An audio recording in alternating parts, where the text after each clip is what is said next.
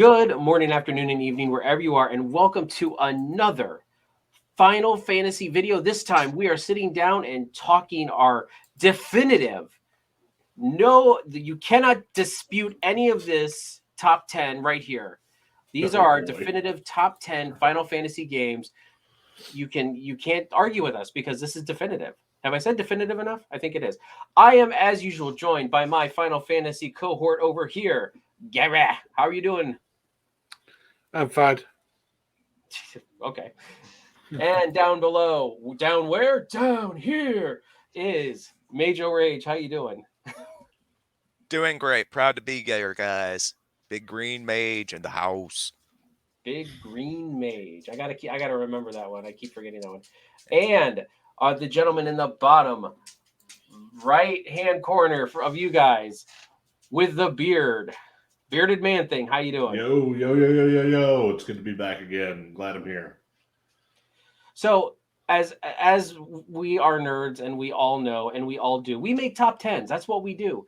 But what we do is we make our top 10s, compile the data on a spreadsheet, and then share it with you and argue. Well, not really argue, but talk about. Oh, we're gonna argue, sir. Yeah, I mean, come on. When Final Fantasy 6 is number 10, I mean, you guys are gonna be mad. I'm just saying. Oh my god. I'm kidding. I'm kidding. Okay. So hey, I didn't put it. Well, let's go. Save it. Yeah, all right. Save it. We'll find out who's getting murdered later. Yeah, right. So, everyone, let's jump into our top 10 Final Fantasies. Is it just the four of us here's data, or is it everybody that's been contributing? It's the four of us, and then one of our other contributors, Robin, from over in the Philippines. He also contributed a list. Okay. So nice. How this normally goes is, we'll go through 10 to 1. And we'll kind of we'll go around the room and talk about as we talk or as we list off the game. So we'll take a couple, just a minute or two to talk about the game for ourselves.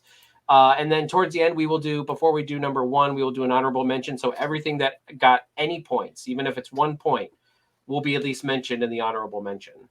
So when it comes to the honorable mentions, it's kind of like a speed round. Like we just, if it was only on your list, then you probably will only have anything to, you'll just have to say a quick blurb. But yeah, that's kind of how we do this. So with that all being said, let's get into our list with number 10, Final Fantasy V. This game is very charming, in my opinion, and I don't disagree with it being at least in the top 10. I think that it could be a bit higher on my list. But I really feel like that this game is overlooked because of the fact that it never was released in America. I think games like what was the game that came out around the same time? Like I think they were starting to get toward the PlayStation era, like when it would have came out in America. I know they were working on Final Fantasy 6 and everything, and just 6 just kind of overshadowed 5 a ton. So I really feel like that this game was severely overshadowed, is very charming, has some great characters in it, and honestly has some pretty good moments in it, if I remember correctly. I can't, of course. The combat system was really good. I feel like 10's a good spot for it. I think that's really fair for it to get the 10th spot. I feel like they perfected the job class. Absolutely. Yeah. Being able to use the job classes again. I think in 4, it was more set up like 9, where every character had one job and they were just defined by that job. Yeah. And 5 kind of brought it back to the whole job system, getting crystals to, the story was really well thought out. And again, I agree. I think 5's been overshadowed for a long time because it never released here and they were gearing up for 6. Mm-hmm. Yeah. Perhaps all true. It does the job system. Job system's always fun. I made a rubric with 10 different things that I think are things that a Final Fantasy game needs, and it was down there. I know that it didn't make it on my list. I know it didn't, but it was almost on my list. It really was right there on my list. I wanted to put it on the list, but I felt like some of the other games on my list just kind of beat it out by like a smidge.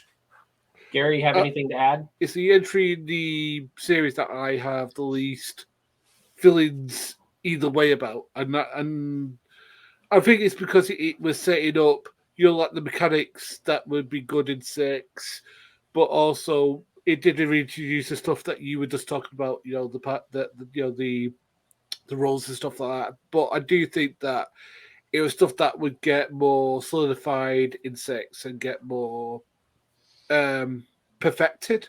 I don't know if you or would get more, well thought out, more developed in the later Refined series. is the word. Yeah, refined. Yeah. Number 9 is Final Fantasy 1. Mad respect for the OG one. I felt like it was very ahead of its time back then, but limited by the technology that was available to them. I really feel like that there was and as I said, as we were talking about 5, like 5 is kind of like where the refinement of 1, like where 1 started. 5 was kind of the end of that, because everything was kind of like a crapshoot up through 5. 6 is where they kind of really started knocking it out of the park. It made it. It was number 10 on my list. So as I said, you gotta have mad respect for it. I played it a couple years ago. I felt like it's still really translated to this day, as long as you understand that it's not a modern game. Like if you knew it was from the 80s, then it translated pretty well. Gary, we'll start with you on this one. Yeah, I believe I put, because I've got it up. I put this as number 6. I think it's because I wanted to give respect to the thing that started off this, series. Really, I always give it respect for being, innovative in like establishing, the turn-based strategy, along with Dragon Quest, along with other games like that. I think that and also again, I've tried to play it a couple of times. So I just found it a little bit of a slog, but I always will respect the OG, because without that, we wouldn't have got the later games. Because I did think it set the table. I don't think it was a particularly good table, but I think it set the table. But I will always respect the originals, because the people were being innovative at the time. Now we're looking about it retrospectively, where people have come and innovated for their innovations, but people created basically a new IP, a new genre of gaming, even. So I always will respect that. All right, Bearded.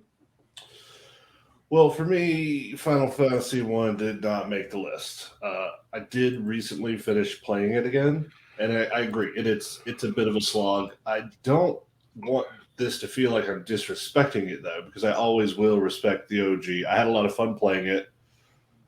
When I made my list, I took several things into account: the combat, the stats, the story, how easy it is to play, how much fun I would have replaying it. And, I feel like Final Fantasy 1, even though it kind of started the whole, like, yes, Dragon Quest came out first, but Final Fantasy is what actually really popularized the JRPG genre. I feel like it deserves all kinds of respect for that, but I didn't have it on my list. It wasn't even close to being on my list. But I can see where this is not saying that I don't understand why it is on other people's lists, because I get it. It's a good, solid game. I mean, it blew the whole JRPG genre like across the water, across everything. Like everybody, it started it all, really. All right, Mage. Gary and Bearded both said things that I agree with, that were part of what I intended to say. I'll try to build off what each of them said. As far as innovation goes, what Gary was talking about, that was one of the things that made my rubric, was innovation, and that was one of the 2 points that this one got for me, was innovation. It wasn't the first JRPG, but it advanced in presentation, the choosing your job class instead of just being presented with a guy with sword, exactly. Gave you choices, let you be in control. the music is the other point I gave this one. It's an incredible soundtrack, still memorable tracks to this day, even though Uematsu Sama has been trying to one up himself constantly. Part of why 5 was lower for me than the original was because of the music. I feel that 5 kind of doesn't have as many memorable tracks as as a lot of the other ones that ended up accumulating more points under my rubric. Bearded, you were speaking about how it just kind of changed the game with it all, and differentiated itself from Dragon Quest. And compared to Dragon Quest style presentation, which still hasn't changed much over the years, even the Final Fantasy 1 presentation was more dynamic. You could see your characters on the screen, making their attacks, the animations of their weapons and spells, and them tied to it, your avatar, you identify with it more instead of being in the first person perspective. At least I feel it just, the Dragon Quest presentation's a little static early days, and I feel like Final Fantasy 1 differentiated itself in that. But with music and just innovation with the job class, and as far as being innovative in that it got the ball rolling on job class system that many of the later titles would continue to use and be based upon, even uh, up until arguably until 12 or so. Number 8 is Final Fantasy 12. And I do have to say that this one actually made it pretty high on my list. I would say it was, I think, about 5 on my list. I do like this game because it is like a single player MMO. That is honestly what I love the most about it. The world is huge. The Gambit system is great. The only thing that I can say about it that really knocks it way down on the list is I'm Bosk von Rossenberger. Von. Oh God, I can't deal with that dude. Every other character in the game I actually like. Even Penelo is a lot more tolerable, but Von is just the worst. So, yeah. So Gary, go ahead, and then we'll start with you on this one since this was on your list. I love this game. It's the best one since 9, in my personal opinion. I hated 10. I hated 11. This was a return to form, in my personal opinion, and we didn't get back onto form again until 15. Because this is basically Star Wars with Final Fantasy, which I'm all for that. I love Star Wars, so this is up my alley anyway. The dialogue's a little bit hokey, and as you just pointed out with Vaughn, but you know what, I can deal with it. You know what, because like Star Wars is a bit like that. Star Wars is a little bit hokey. I in a good way. I mean, like because that's based on serials, and I think that the Final Fantasy game itself is pretty tightly written. It's not. It doesn't go off into 15 different side stories. It's got a pretty decent story. But you're not on a corridor. You can explore a little bit. And I thought the main story was pretty decent. The magic system isn't as complicated or as annoying as the previous iterations. So I like this. It seems like a bit more return to a bit of a simpler form of Final Fantasy while keeping up complexity with the stuff that needed complexity, like the games, like the side quests, that sort of thing. In my opinion. Okay. Major Rage? Any thoughts on 12? I really enjoyed 12. I didn't feel comfortable putting it on my list because I never completed it. I had a lot of fun while I was playing it. The Gambit system's incredible. Part of why I haven't picked up Zodiac Age and played it is because I heard they changed the Gambit system. I remember that much. It had great moments. I was really enjoying the game, and then it got derailed. But it's definitely a solid game. I wish I could speak more to it. I enjoyed the side quests with the hunts, being able to I ran off to that jungle area way before I was supposed to be there, and was grinding up on the Black Panthers. Bearded, do you got anything to add to 12? 12's a really good game. I love the gambit system. The hunts are probably the best part about the game. When you completely fill the license board, like I was just saying, everybody's a red mage. You can set up the gambits to be like, well, if anybody dies, every single one of your people can revive them. And it's just an automatic gambit system. Will bring you back from the dead real quick.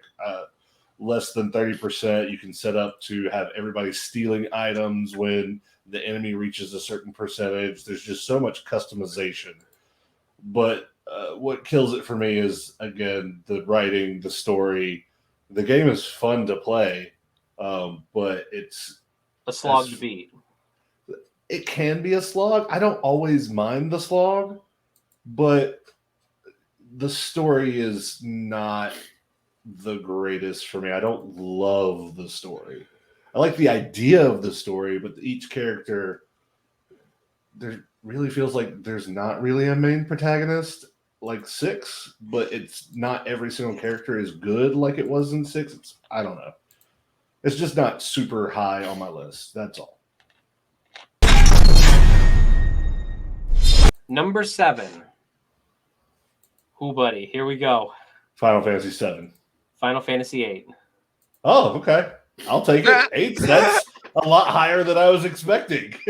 Like I put it in my list because I love Final Fantasy 8, but it's also not one that I consider to be the best Final Fantasy, right? Like, I know it's broken. I know it's confusing. I just love playing it.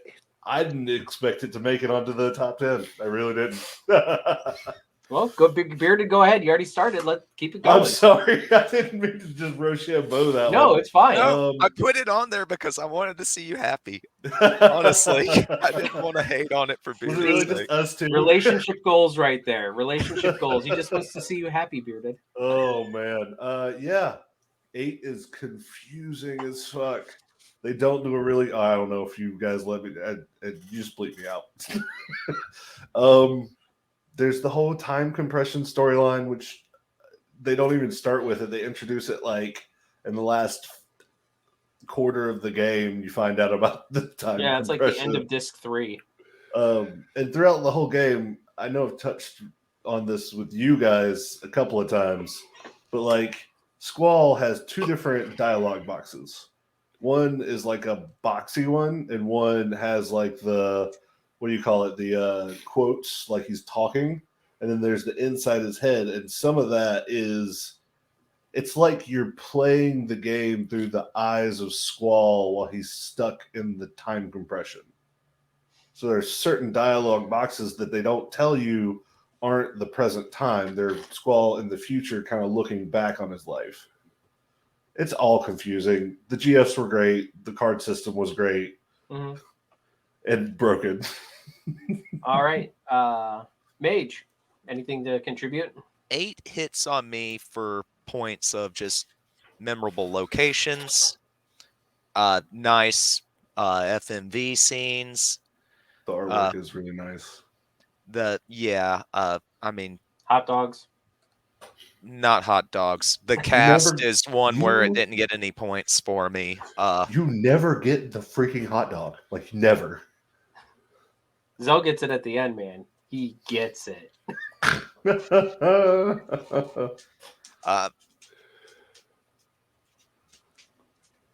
But the Guardian Force system and drawing system is a lot of fun to play. It can be broken very easily. Very easily, but I mean, isn't that kind of something we all want out of a Final Fantasy game, is to be as strong as possible? Build a set of impossible to kill murder machines and just let them wreak havoc.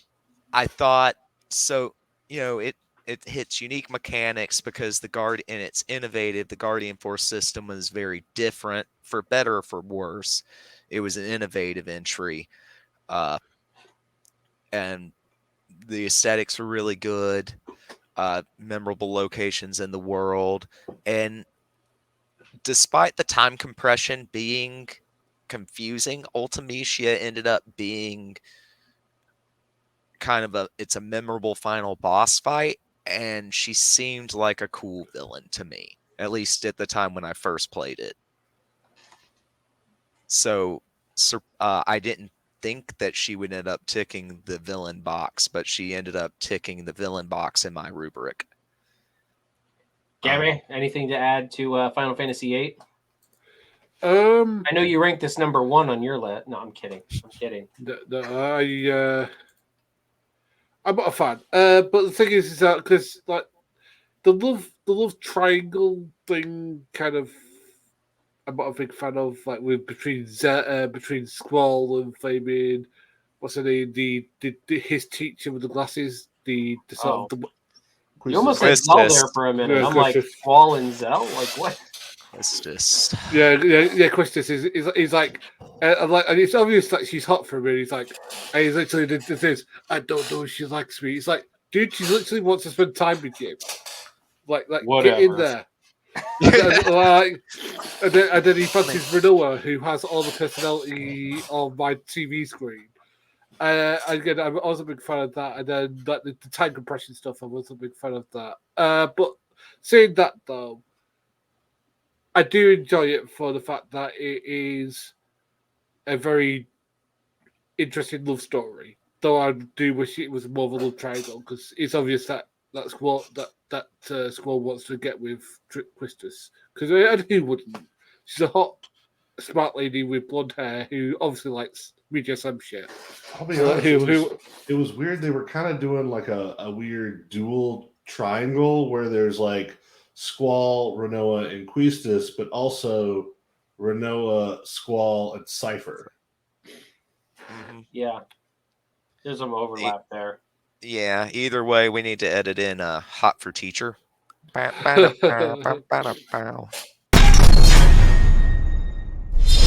Number 6. Final Fantasy II in America. My bad. In America. Oh, so that Final would Fantasy be 4. Okay. All right. Okay. It made it up higher than I thought it would. Okay. Yeah. I mean, Mage, go ahead. Yeah. Mage, go ahead. We'll start with you.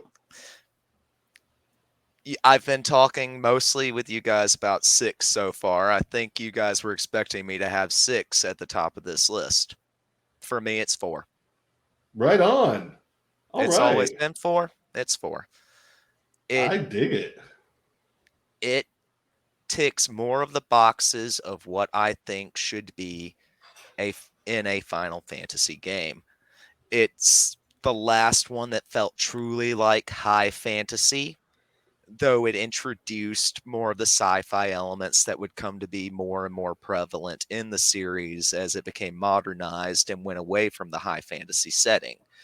I feel that it hits the perfect fusion between the job class system and having unique characters with their unique personalities. They're the job, and it's the character. The job class system is baked in, so you don't get to switch jobs, but job class is still represented, and I feel that job class is kind of like the core mechanic that makes Final Fantasy. Okay. Bearded? I'm a fan of 4. It's one of the ones that actually did make it on my list, besides 8. I didn't put it as high, but I like 4. I like Kain. I like the Dark Knight turned Paladin. I like the mage in training, the black mages. I like the character development that I do get behind a Final Fantasy, like Final Fantasy IX, where each character is defined by their job class. Their job class, they have one job class, they have a set of skills that they learn throughout the course of the game that is really focused primarily just for them. Good solid Final Fantasy, good solid mechanics. I think that some of the Final Fantasies get lost in having too many jobs available that you're never going to use. So even though some of those types of Final Fantasies are my favorite Final Fantasies, 4 is a good one. Good solid. The music's really good. The character development's really good. I can dig it where it's at. 6 on the list. I'm going to kind of out myself. I've not really played this one. This is Okay. another one that I've played but not beaten, but I've seen it all like played. So I'll agree. I mean, you're right. But everything that made a decision about it is making me curious to play it. So I mean, Well, there you so go. good. There you go. I mean, because the thing is that because I'm with you guys. I like it when there is, even though I love 7, I do like it when there is more side of what each guy is doing sort of thing. I feel like 9 kind of took their core formula from 4. I believe 4 is the only one that has 5 party members, isn't it? Exactly. Yeah. Yeah. Yeah. It's something I like about it. But they need 5 party members because the party is dictated by the plot. You never switch them out. Yeah. Once again, something I like about it. One less thing for me to worry about micromanaging. I can just grind out the level and enjoy the ride. Tack on what Maid said, not actually being able to change your character, like you're set with each act. It's like almost a movie or play where when you're going into a dungeon or going towards a boss fight, the characters you have with you are the characters you're going, it changes it based off of the next act of the play, which is a really unique mechanic. 4 it's a play. If 6 absolutely. Is an opera, 4 is a melodrama. All right, so halfway point, number 5. I'm kind of gutted on this one. It makes me very, very sad. I thought it would be much higher on the list. Final Fantasy Tactics. Okay. I love Final Fantasy Tactics. It was the first time I had ever played a chess. I call it a chessboard RPG, where it's like that's how I know that there's like Front Mission and other games like that kind of play like this, but yeah, this game was so gray for its time. Like all the characters were gray because you had the main, Deltia, and you had all the Zodiac Braves and everything like that, and and Ramza was just such a great. He was like Vaughn, but not annoying. Like he was, and I love Ramza. I think he's a great character. He's a spoiled younger like sibling that just has no idea about the world and has no idea about the bigger things that are going on around. But he gets thrusted into those things because of his just circumstance. So whoever wants to it looks like Man Thing, you were trying to jump in there. I wasn't trying to jump in, but I'd love to talk about this one because it was pretty high on my list as well. I did kind of expect it to get higher. It's I'm struggling to find the word, but it's a dark story. Mm-hmm. The Empire is assassinating people. There's all kinds of intrigue and the horrors of war. And even though I know I touched base on the job system kind of overdoing it, where you have just too many jobs to choose from, which is the case in Tactics, but I don't feel like it is a detriment because you have to go through certain jobs to get other jobs. And the characters you start out with aren't necessarily going to be the ones you end the game with, because there are so many unique characters to get that they have a job that only they have, that only they can learn skill sets from. And there's a few broken things, like the calculator is really broken. If you have a team of calculators, it's almost like yeah, buddy. Yeah. But yeah, the music's really good. The writing is really good. Mm-hmm.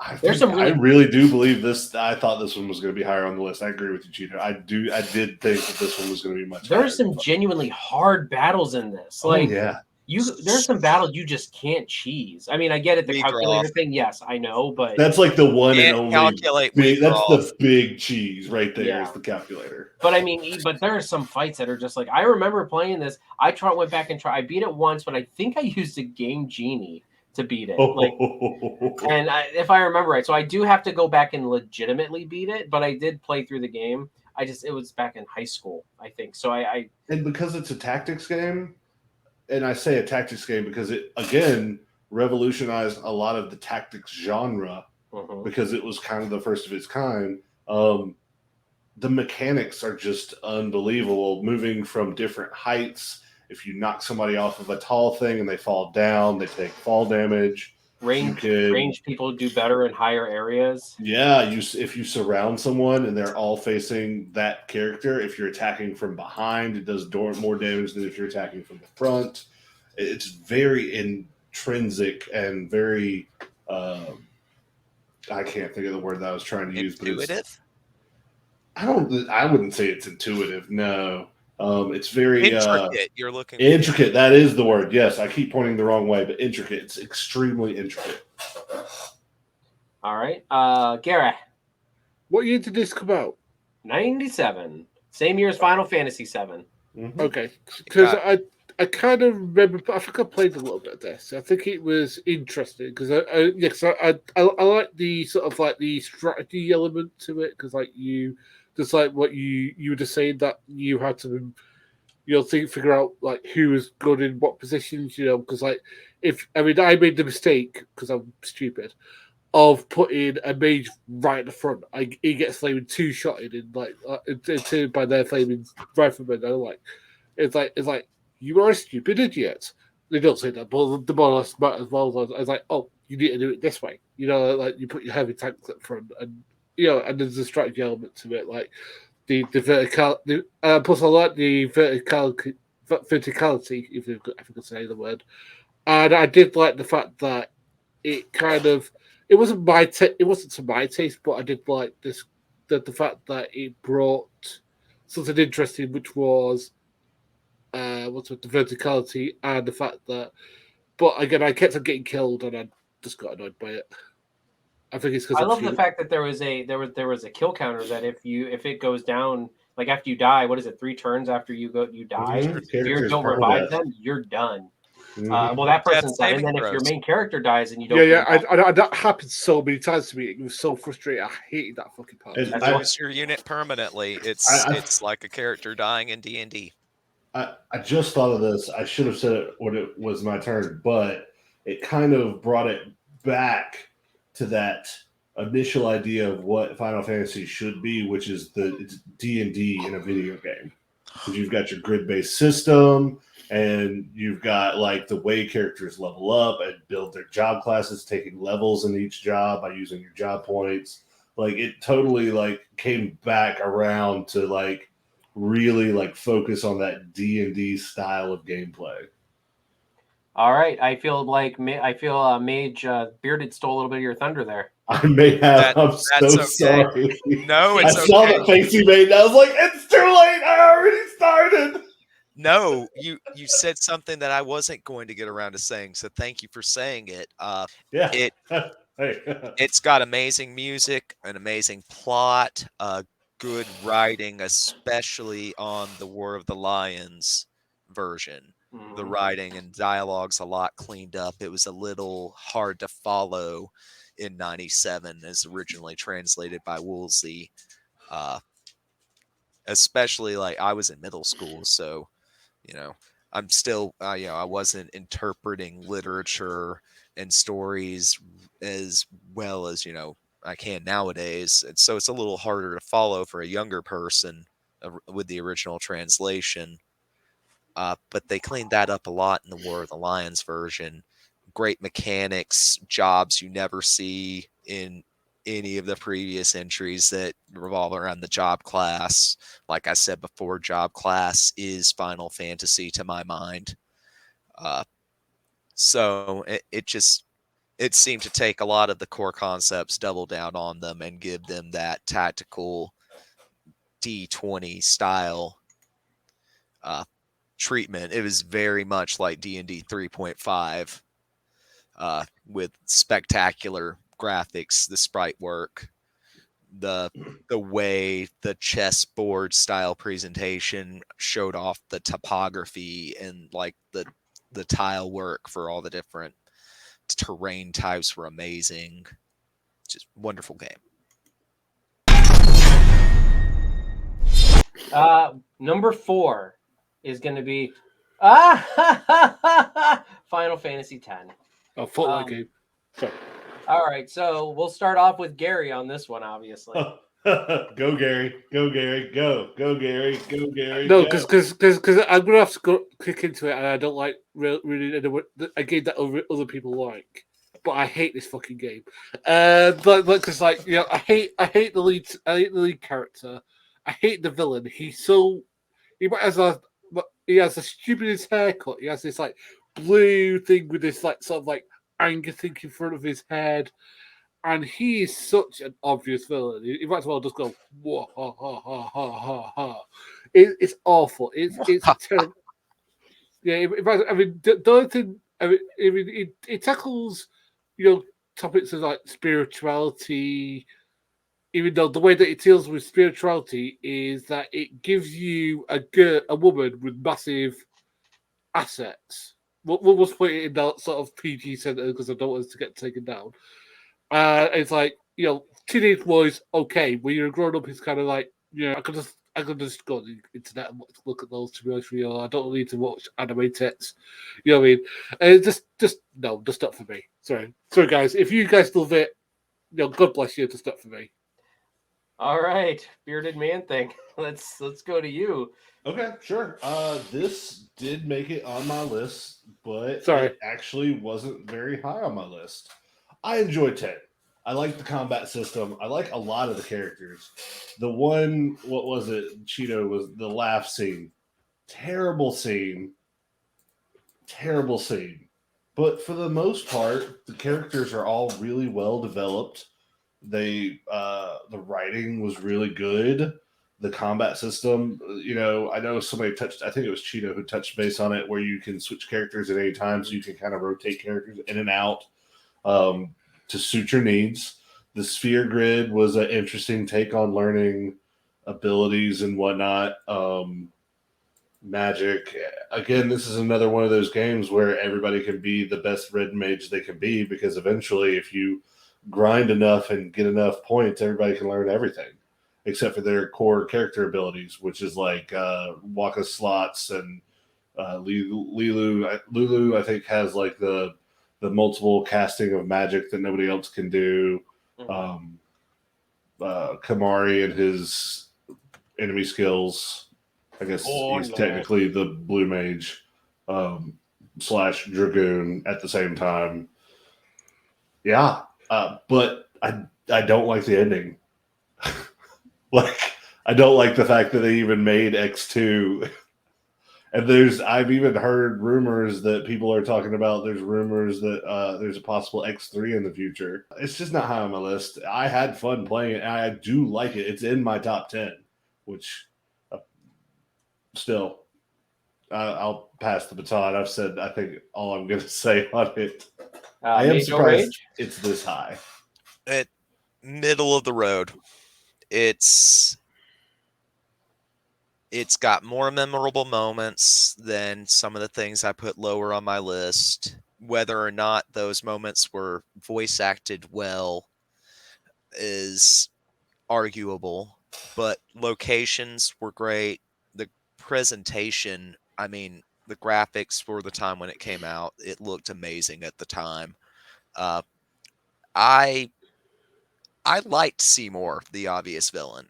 I agree with that. Yes, Seymour wasn't bad. I didn't. I like how soft-spoken he was while being evil. Yeah, no, he definitely needed a mustache to twirl. I agree with Gary there.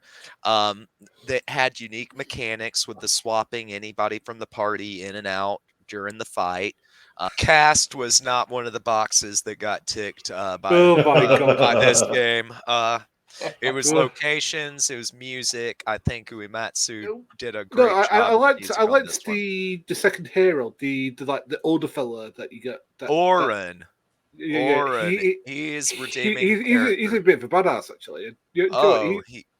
He's high in like nostalgia. He's probably the reason that this game made it as high on my list as it did.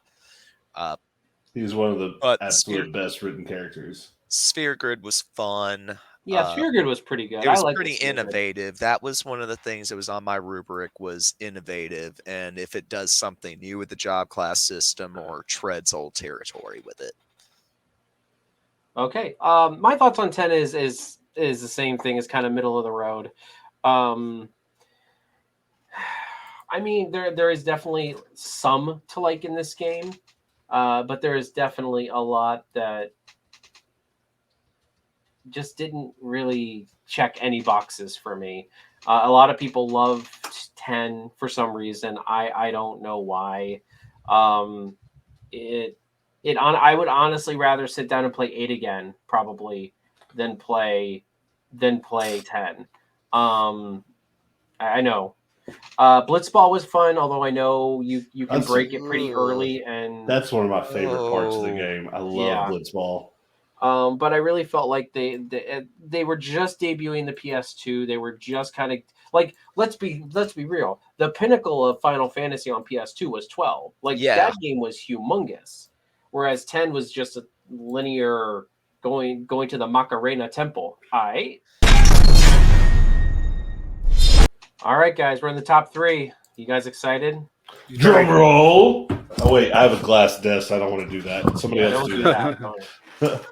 Don't. All right, number 3 is Final Fantasy 7. Okay. Gary, why don't you start with this one, because you're our Final Fantasy 7 aficionado here. I wouldn't say the aficionado, but it's my favorite game. Thing is that it's between this and Grand Theft Auto Vice City, which is my favorite game of all time. And I think is that it's between this and Vice City. I think what is that I like about it is that it has a great environmental message, like that you're basically playing eco terrorists in it, and I love that, because usually when you're in any game, you're usually playing the quote unquote good guys, but you're doing stuff that is bad for a good cause, if that makes sense. So, and you basically do what Greenpeace or PETA do, but you're just doing it in a much more violent way, that you're destroying these things. And I love the fact that it has this whole soldier story, and also I love the fact that it deals with a lot of things like loss, like personality, and also death. Because it has a very significant character death in it.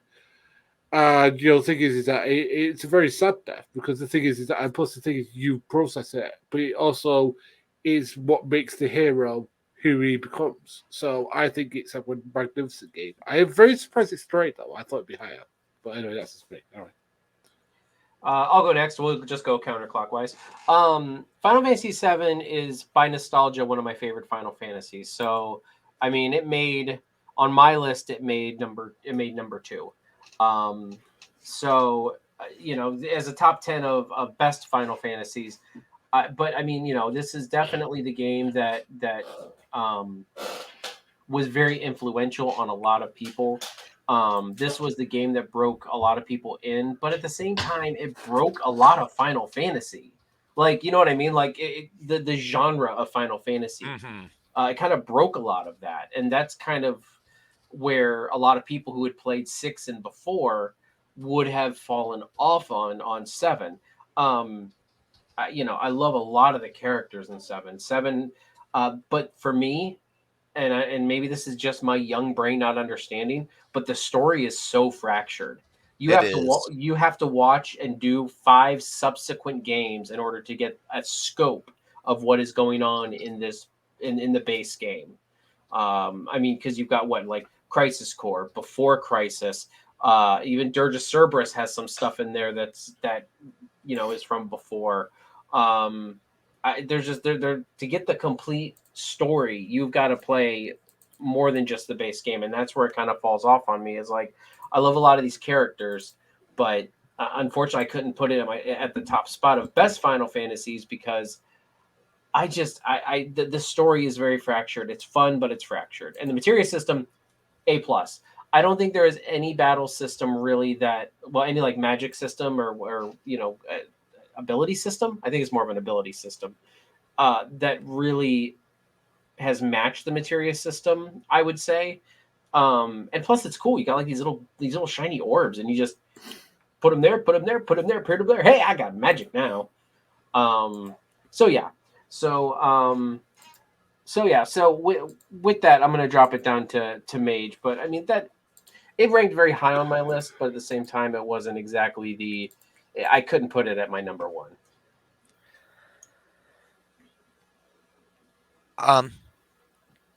7 made it to number 4 on my list, despite having. I had a lot of ties on my rubric. It had 8 points on my rubric, along with my other picks for the top spots, other than 4. Materia is great. It's an excellent system. I honestly prefer it to Magicite. I feel like 6 has more things going for it better, but Materia is superior to Magicite. I like the fact that the stat boosts are stuck to the piece of Materia, and I like the fact that they split, you grow it enough, and you get a new one. That's awesome. Lets you get some really powerful combos going later on. Locations, FMV scenes, mini games. Game has a ton going for it. A lot of good side quests. A lot of good tie-in between the plot and the magic system, between the materia system. The life force of the planet that's being exploited by the evil Shinra Electric Company is crystallized into this piece of equipment that you use to battle Shinra. And I think that Gary said a lot of good things about the environmental tie-in of the plot, and I feel there's a lot thematically going on with the fact that materia is your main power customizer in the game. The interplay between the slot system and the materia system, of course, but I think you guys get what I'm trying to say. Yeah. All right, Bearded. Yeah, I like Final Fantasy VII. It's, I think, 5 on my list. So I'm right there, right around where Major Rage had Final Fantasy VII. I feel like, sometimes the materia system can be a little bit much. There's so many different things to choose to level up. I also agree with Cheeto saying that the story's kind of fractured. I like this game, but in the entirety of the game and all the hours that you play, if you break it down to actual core story that's not just part of some sort of side off story, there's not a lot there for the main story. It's a lot of mini games. It's a lot of side questing. It's a lot of like the whole Dawn dress scene in the slums where Aerith and Tifa end up. Is it Aerith gets kidnapped? No, Tifa gets kidnapped, and you and Tifa Aerith have to go save her. That's not really core to the entire plot. It's just something that's happening. It's not part of your journey other than she got kidnapped. You got to go save her before you can go somewhere else. I don't hate it. I love the game, but I think that part of it is kind of why it didn't make it higher on my list, is there's not enough writing. Moving on to number 2. Here we go, guys. Final Fantasy VI. Hell yeah. So, Mage, we'll start with you on this one. Go around counterclockwise. Final Fantasy VI had just as many points in my rubric as 7. A little bit different boxes ticked there. Plot gets ticked for 6 for me. The plot's, it's not simple, but you can follow it. There's a lot of theming there. Some of it's obvious. Some of it's more subtle theming. The plot ties into the game mechanics in a very real and prescient way, like we've discussed here on the channel before. The cast. I mean, the cast is one of its biggest selling points, but it's also one of its sticking points for me. There are so many playable characters that basically only get one plot arc, and then they hang out on the airship until you choose who you want to take to the big final battle. Dungeon designs, a two-headed coin for 6. The multi-party dungeons are really cool. The multi-party defense points are really cool, like when Kefka's trying to take the Esper at Narsh. But also, a lot of the dungeons look the same and are just basically caves. The dungeon design isn't as solid as some of the other games that we've talked about tonight. No, Magicite's fun. Like I said, I think I prefer Materia, though. For brevity's sake, I'll stop there. All right. Bearded? So, Final Fantasy VI made it pretty high on my list. It's not at the top of my list. I think that it's a really good Final Fantasy. I love the Magicite system. I love when you level up with specific types of Magicite, you can get bonuses to certain stats depending on what you have in there. And like the min-maxing while not ultimately making everybody a complete and total red mage makes 6 very unique.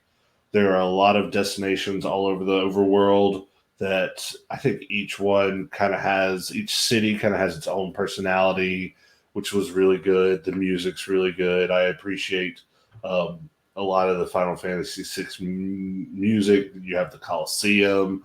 Just everything about it is, I don't think it's the perfect Final Fantasy, but I mean, it's really close. Like, for me, it has, like, true Final Fantasy elements at its core. It's got a really good plot. The characters are all really well written. The final villain, I mean, he's just evil from the beginning to the end and doesn't even try and hide it really at all. You just know he's evil, and it's not subtle at all. He's kind of like the Joker. Like, he's honestly the Joker in Final Fantasy almost. Like, he's fucking crazy. I hate to put it that way, but and the Joker's already a really well-written character. I feel like they hit a lot of really good points with Final Fantasy VI, and even though it's not my number one, it's really high up there. All right. Gary?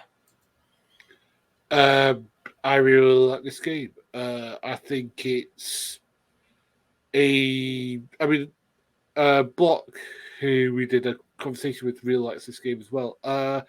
I love the fact that I love Edgar in it, and I love Sabin is the man. I don't care what anyone else says. I mean, because I think he's my people. Even though I love Final Fantasy VII, my favorite Final Fantasy VII character that you control is Sabin, because he's this monk guy with this awesome Zen power that he uses to channel energy, and he can fire moonbeams out of his hands, playing Street Fighter. He's awesome, personified. Everything. I mean, because you're thinking, no, it's got no weapons, so all he's going to do is hit things. No, he does a lot more than that. He actually channels energy, and it's a shame that they don't do that for people like Tifa or Zell or even Snow. Well, the fact that I mentioned Snow and Flame Sabin in the same sentence is making me sick. But yeah, Sabin's awesome, and I love him. But yeah, I love Edgar, and I love that. Yeah, Kefka is he's basically like the Joker. He is evil personified. When he poisons that town, Awesome. Some people just want to watch the world burn. Exactly. For me, Final Fantasy VI, it was not one of the first Final Fantasies I played. It is definitely one of the biggest, one of the biggest casts in the franchise. It is definitely a bloated cast. Not everybody has something to do, in my opinion. I know everybody has a line, but it's like that doesn't mean that everybody has something to do. You have like Go and the Wendigo, and I don't remember his actual Maru or whatever his name is. But there is a lot to love about this game. This game definitely was in my top 5 of mine. I think I just played it too late in life. I'd already played 7, 8, 9. I think I had actually already started playing 11. I think it was in between like 11 and 12 when I actually played this one. So, because I remember I was living with my roommate and we would play 11 online, and then he introduced me to 6. He said, "Oh yeah, 6 is the best. I played it when it was Final Fantasy 3," and I'm like, "What are you talking about? Final Fantasy 6 is Final Fantasy 3." That whole thing. So I feel like I was introduced a little bit late in life to this game. But I still acknowledge. I mean, you're right. Like there is a great there is a good core cast of characters in here, and I mean there is no bigger meme, and I mean no bigger meme than Save and suplexing the train. I mean, come on, like that's the Final Fantasy meme. That or did Sephiroth do this? So, all right. So here's what we're going to do now. We're going to just jump into some honorable mentions. What we're going to do is I'm going to list these off. And then if these are actually on your list, just talk really briefly about it. It's kind of like a lightning round type thing. And I'm just going to kind of run through this. If it got points, it's on the honorable mentions. Okay. So we're going to start off with Final Fantasy 2. So Bossman, it was on your list as well as Bearded. So go ahead. I thought it was Mage. Gary, go ahead, but it's on Gary and Mage's list. All right. I thought it refined the things from 1. I thought it did a good job of setting the plate for things that came later. Go ahead, Mage. I feel like it tried to do a lot of new things. As initially released, it didn't do them well. But I think it tried to be innovative. It had unique mechanics, had good music, and had memorable scenes such as like the Dreadnought. Pretty epic scene. Sets Joseph. Poor Joseph. But yeah, no, it, like Gary said, sets the ground for things to come moving forward. Unique characters that aren't just the Red Mage or the Black Mage. And sort of that blank slate that we see alternatingly. Job class and blank slate, job class, blank slate.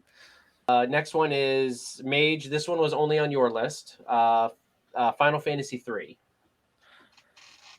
I feel like 3 did the job class system better than any of the other main numbered titles. I feel like it's more memorable than 5 as far as a game that has the job class system and the crystals as its primary kind of shtick. I liked the triple worlds of it better than I like the multiple worlds of 5. I feel like it has a bit more vivid and real feeling world, a little bit more charm. Next one that at least gets an honorable mention goes all the way up to Final Fantasy 11. That was me. I gave it 2 points. I had a lot, and this may just be a personal thing. I'm not saying it's like the best MMO, but it was definitely one of the first. And I loved the world that they built with Bastok and Sandaria and Windhurst and the big city of Junin in the middle. I loved the way that they built things in that game. I hate deleveling. Deleveling's a devil. I can't. And dark steel mining, God. Next on the list that actually got some points is Final Fantasy 13, and Bossman, that would be from your list.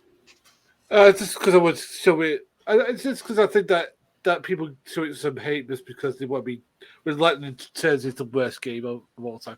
No, as I said, even though it's got corridors, I there are certain aspects of this that I do like, that it deals with people being profiled and being separated, and deal with very heavy metaphysical topics, and deal with how people can be sometimes segregated from society. So I thought the plot line is done, though the game is terrible, and I won't defend it on that. So All right. Also with you, Gary, you gave points to Final Fantasy 13 too, the timey-wimey one. yeah, because I like time travel shit. I'm sorry, that's the reason I love Chrono Trigger so much. The next one is one of mine, Final Fantasy 14. And this one ranked really high on my list because I really love this game. I cannot say that I've been playing it a lot lately. Ever since I started streaming, some of my priorities have changed a little bit. And the last expansion on it really killed the story for me. But I love the world they build, the way they do the class systems, and the story is just really well done in my opinion. So next one on the list for honorable mention is Final Fantasy 15. And the only person to put this on their list was Bearded.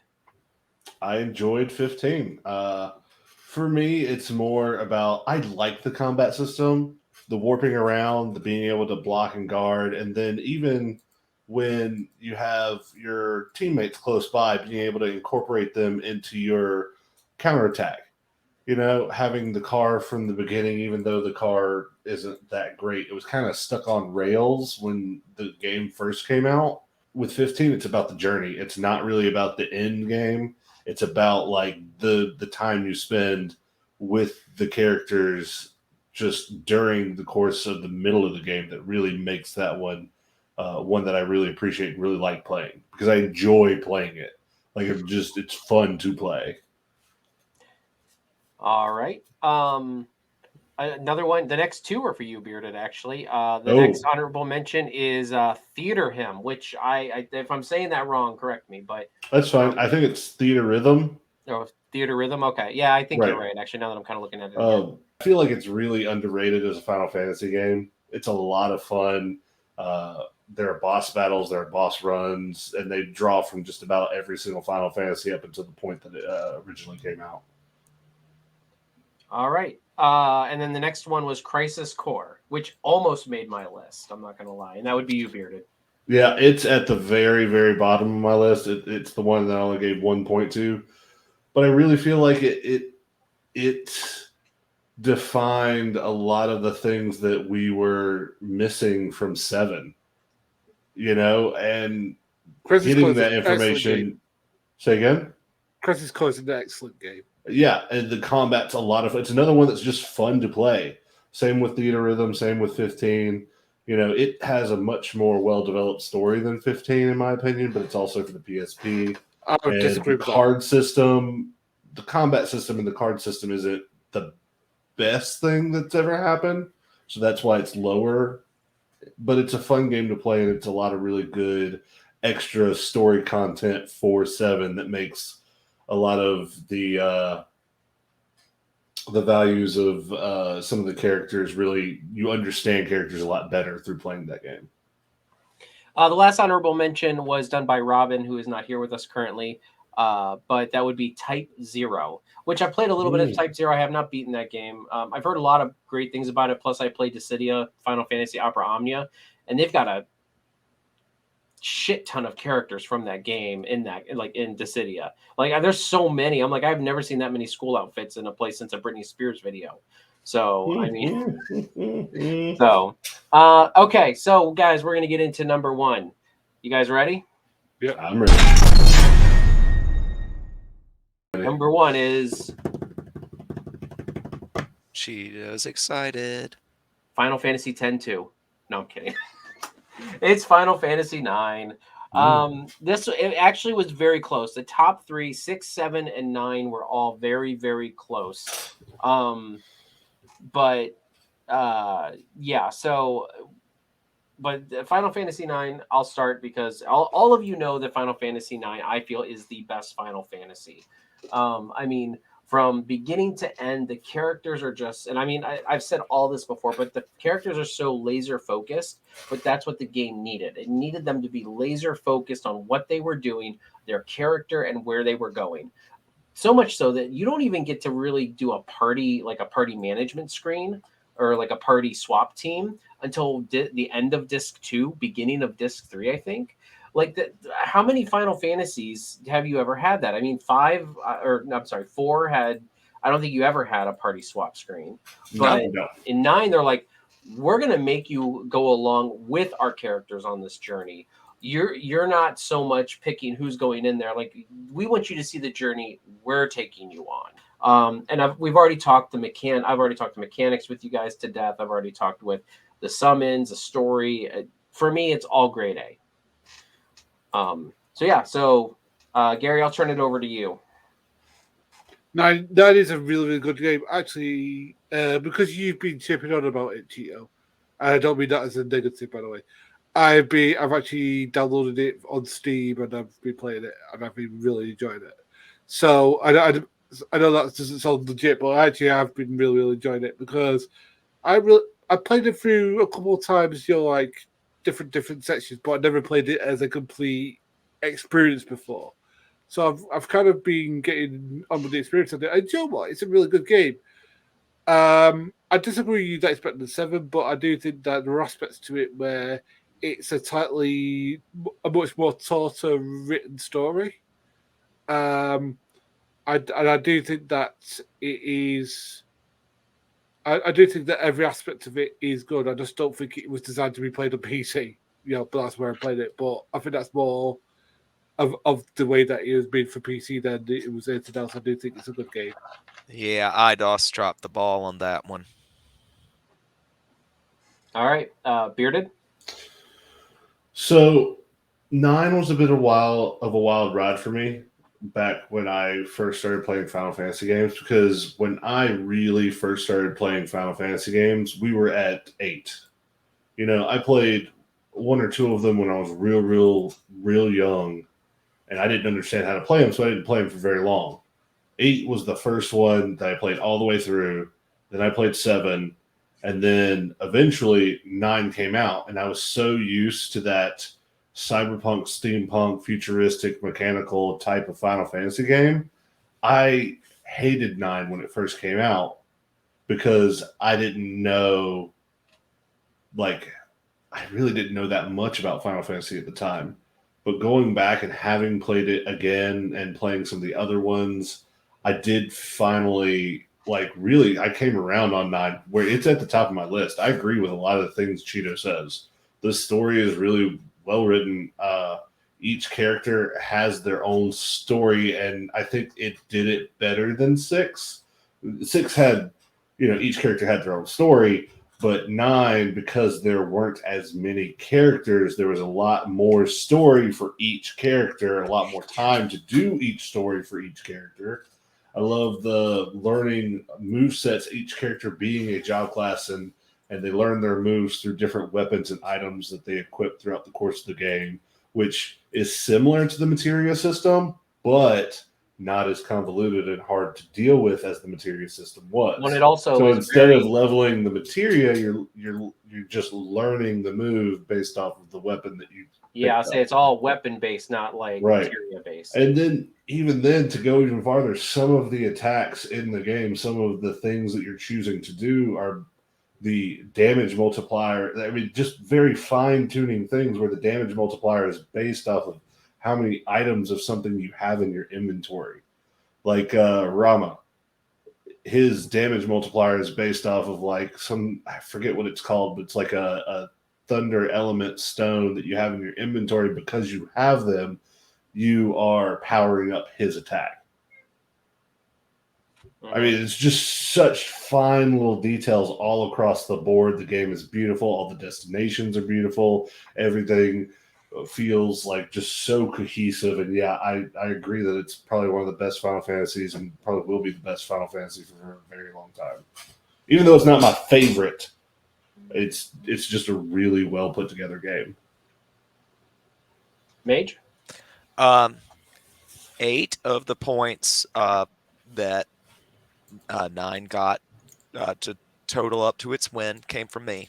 I put it at number 3 on my list. Spoke about my rubric. It got 8 points out of 10 on my rubric. The only 2 boxes it doesn't really tick for me are the music and the world locations. But everything else, the cast, the villains, unique mechanics, uh, conveyance, how it lets you feel what the developers and writers want you to feel, all of that stuff is on point. Uh, Presentation was great for the day. It brought the fantasy back to Final Fantasy after the steampunk, then diesel punk, then cyberpunk of 6, 7, and 8. You guys, you've said it pretty much all. Uh, it does what Final Fantasy should do and does it well. You've got characters that feel like a job class, but there's also some customization through unique mechanics. And it's a joy to play, and I'm looking forward to giving it a replay soon on my Twitch. All right. Well, that is the definitive Final Fantasy top 10. If you don't agree with it, too bad. It is definitive. And until we ratify the Constitution of Nerd Nation, or I'm sorry, Nerd 2, also by extension Nerd Nation, we will leave this list up. Anyway, let us know what you guys thought below. This is with a lot of conversations here, a lot to break down. We tried to keep it as brief as possible. So if you've been on with us for this long, we appreciate you. Leave us a like and a comment down below. What is your top 10 Final Fantasies? And if you're really willing to go into it, why? I would love to see those comments. With that all being said, Gary, Bearded Man Thing, Major Rage, thank you very much for joining me for this. I love doing these. We're also talking about in the near future doing a Final Fantasy draft where we each draft a 9 or 10 person party of different job classes from all the characters of Final Fantasy. So that's going to be a lot of fun.